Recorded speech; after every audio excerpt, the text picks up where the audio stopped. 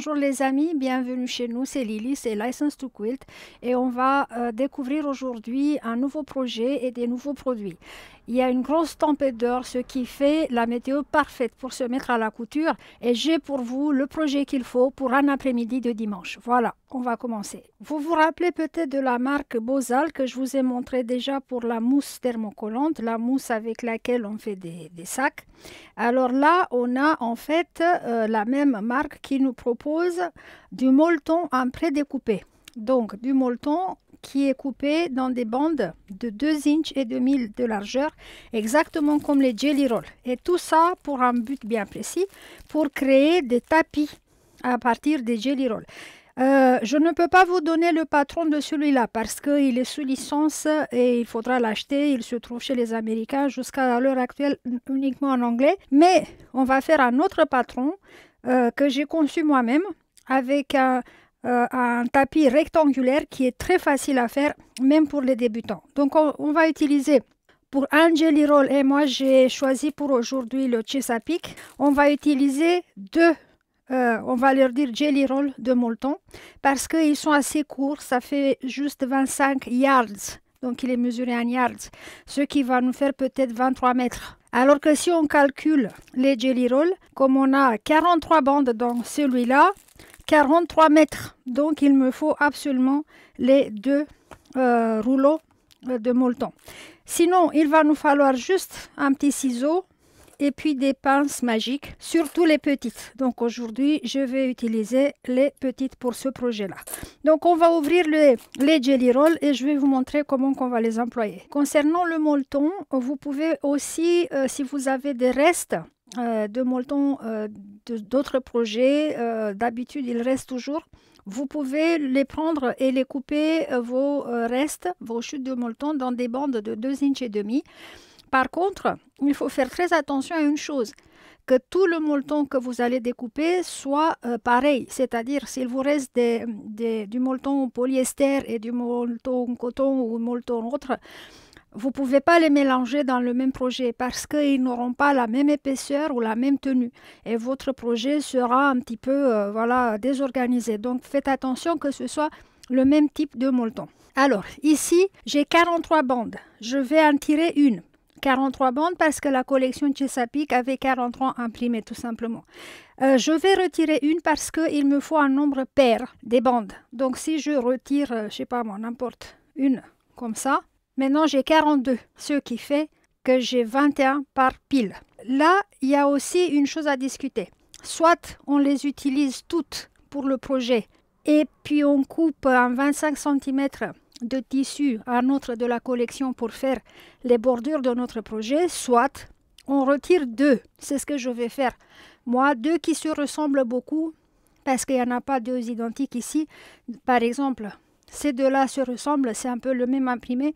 Je vais les garder pour faire la bordure finale de mon projet. Donc, je les mets aussi de côté. Et maintenant, je peux commencer, peu importe avec quelle bande. Le but est de mettre le molleton sur l'envers de notre Jelly Roll, plier vers le milieu comme ça,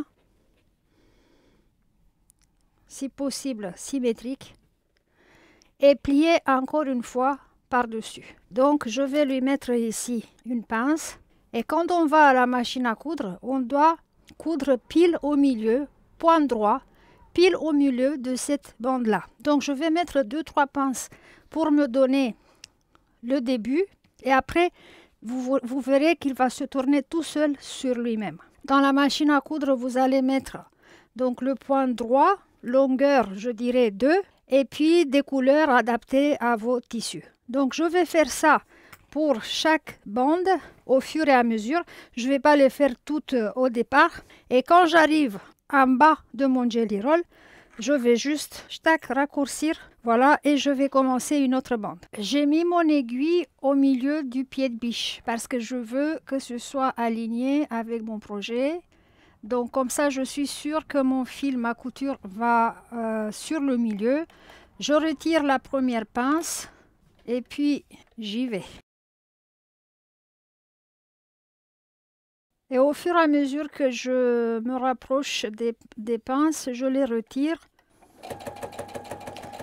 Le bruit est normal parce que il y a beaucoup d'épaisseur ici. Alors, donc, c'est ça que vous devez obtenir pour chaque bande de tissu et vérifiez toujours, ça peut arriver, hein, que ici soit pas complètement pris. Si vous trouvez par endroit que le tissu n'est pas bien attrapé au milieu, bah, vous revenez sur cet endroit-là et puis vous cousez. J'ai fini de rembourrer toutes mes bandes et j'ai fini par utiliser aussi la bande que j'avais mis de côté. Et ça, c'est ce qui me reste du rouleau de molleton. J'aurais pu donc encore ajouter des bandes ou alors j'ai préféré le garder pour un autre projet. Si vous voulez un tapis encore plus grand, vous pouvez utiliser tout le rouleau. Bon, maintenant on va assembler notre tapis. J'ai réfléchi aussi, puisque les couleurs de cette collection sont très très variées, j'ai réfléchi aussi comment que je vais les assembler. Et puis j'ai décidé de commencer par les couleurs les plus claires et aller voilà, dans les tonalités, dans les tons des couleurs vers les plus foncés. Pour les assembler, on va utiliser le point de zigzag le plus large que votre machine à coudre vous permet. La mienne va jusqu'à 7 mm de largeur et j'ai réservé beaucoup de place à ma gauche pour avoir assez d'espace pour mon tapis. Voilà mes deux premières. Donc, il faut regarder. Les deux premières, on va les attacher l'une à l'autre parce qu'en fait, on va attacher toutes nos bandes comme ça, l'une à l'autre. Mais les deux premières, on va les attacher avec les plis ensemble. Chose qu'on ne va pas faire avec les autres. Pourquoi? Parce qu'un bout et à l'autre bout, à la fin de notre tapis, on doit avoir cette finition-là, pas comme ça. D'accord? Donc les deux premières, on va les attacher ensemble. Et donc vous voyez bien que je n'ai pas coupé la lisière de mes bandes parce que justement ça me donne de la marge. Et donc je vais égaliser tout ça à la fin. Je ne vais pas pousser trop les bandes, je vais juste les faire toucher et je vais commencer à coudre.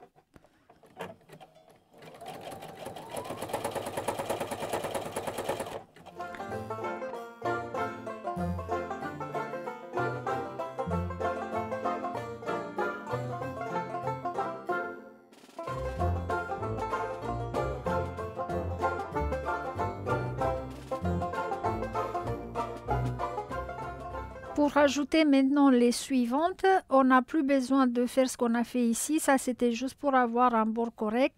On va prendre ça, donc les plis, et on va joindre au bord de notre précédente bande. Et donc, on va faire un zigzag. Pareil. Et on va faire comme ça jusqu'à la fin.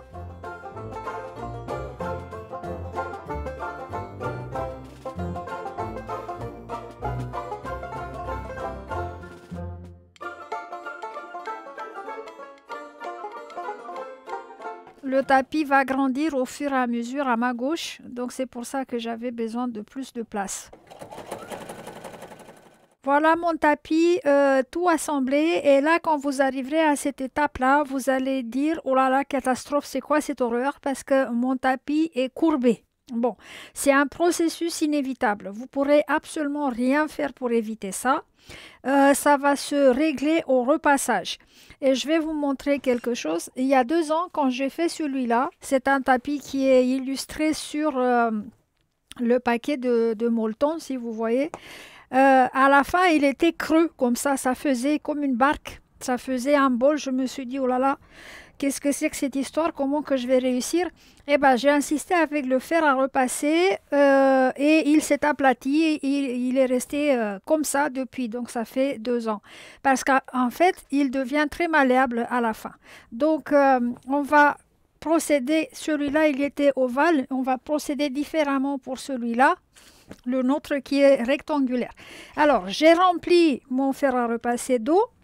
Et donc, j'ai commencé par aligner un bout qui est droit. Alors, je l'ai mis sur la table en bois qui est droite. Et je vais prendre un repère, le bord de ma table qui est droit. Alors, une fois que j'ai trouvé, je mets un poids ici pour que ça ne bouge plus. Je vais lancer de la vapeur. Vous pouvez aussi, à cette phase-là, utiliser de l'amidon en spray. Je vais tirer encore un peu ici pour mettre droit.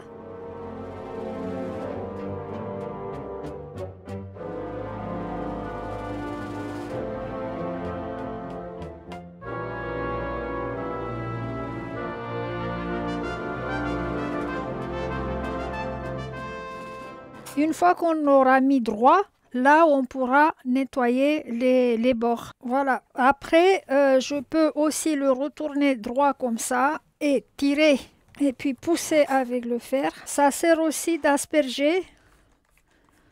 Il faut qu'il soit complètement mouillé pour mieux le manœuvrer. Je l'ai presque mis droit, donc je suis déjà contente pour pouvoir le finir. Et maintenant, j'aligne ma règle avec un des bords de mon tapis et je coupe tout ce qui dépasse. Je vais égaliser aussi l'autre côté, pareil, et je vais le repasser encore une fois. Et on n'aura qu'à lui mettre les bordures sur les côtés. Ici, les courts côtés qui seront coupés, donc à vif. Le voilà, il est presque droit. Il me faut peut-être encore 1 cm ici à réparer. J'ai fini par utiliser le pulvérisateur de jardin, comme ça, pour tout humidifier. Et après, repasser avec de la force, en tirant sur les tissus, mais on arrive à le mettre droit. Donc, c'est malheureusement un phénomène inexplicable. Je ne sais pas pourquoi ça se produit. C'est prévu dans tous les patrons que vous trouverez sur les tapis en jelly roll. Vous êtes averti qu'il faudra s'armer de l'amidon. Moi, j'ai pas eu l'amidon sous la main ici. C'est pour ça peut-être que j'ai bagarré un petit peu plus. Mais avec l'amidon, c'est assez rapide. Vous vous rappelez les bandes que j'ai réservées pour la bordure. Donc, on va mettre comme d'habitude la bande endroit contre endroit et on va la plier sur elle-même ici au bout. Et on va l'attacher avec une marge de couture, donc point droit et marge de couture de 1/4 d'inch, comme d'habitude. Ici, on va faire un arrêt sur la couture, même qu'il n'y a pas forcément besoin, mais on ne sait jamais.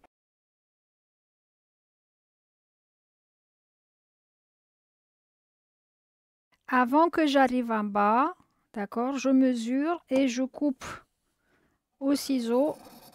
Je laisse en plus, vous voyez pourquoi. Je vais faire pareil qu'en haut. Donc, je vais le replier sur lui-même. Et là, je vais le coudre jusqu'au coin en bas.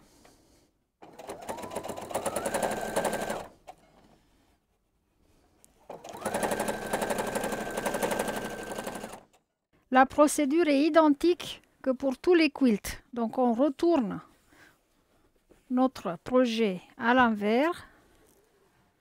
On fait le pli et le deuxième pli et on fixe avec des pinces et on va coudre comme toute autre bordure de quilt, donc comme d'habitude. Rien ne change à cette étape-là. On coud à l'endroit.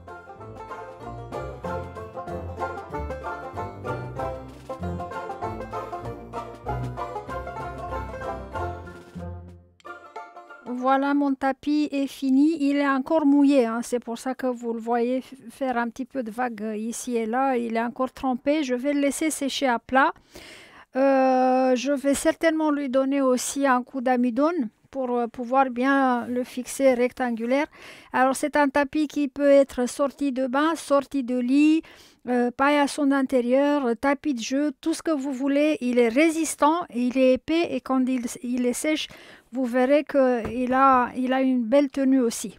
Bon, j'espère que cette vidéo vous a plu aussi. Si vous êtes nouveau par ici, abonnez-vous à notre chaîne, comme ça vous ne raterez pas les prochaines vidéos parce qu'il y en aura plein d'autres.